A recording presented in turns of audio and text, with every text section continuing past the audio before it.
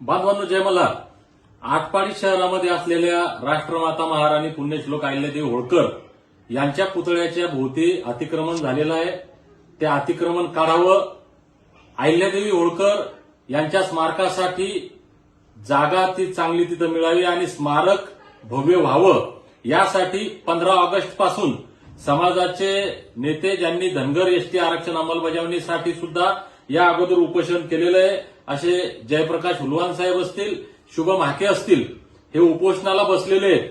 उद्या आटपाडीमध्ये त्यांच्या समर्थनासाठी रास्ता रोकोचं नियोजन बांधवांनी केलेलं आहे.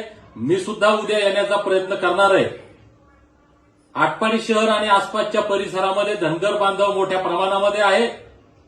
धनगरांच्या स्वाभिमानाचा, प्रतिष्ठेचा हा विषय तिथं आहे.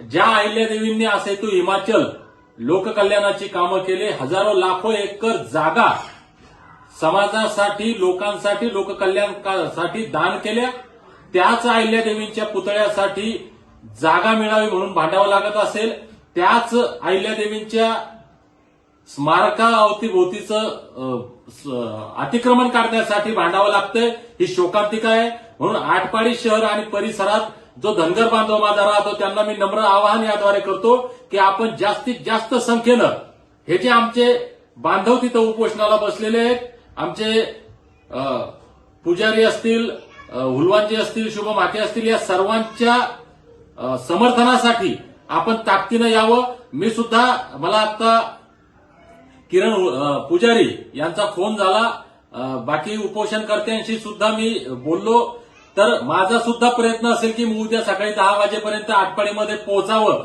पण स्थानिक जे आमचे धनगर बांधव आहेत त्यांना हात जोडून कळकळीची नम्र विनंती आहे की अहिल्यादेवींच्या स्मारकाचा विषय आपण ताकदीनं उद्या होणाऱ्या रास्ता रोकोमध्ये सामील व्हावं. धन्यवाद. जय मल्हार.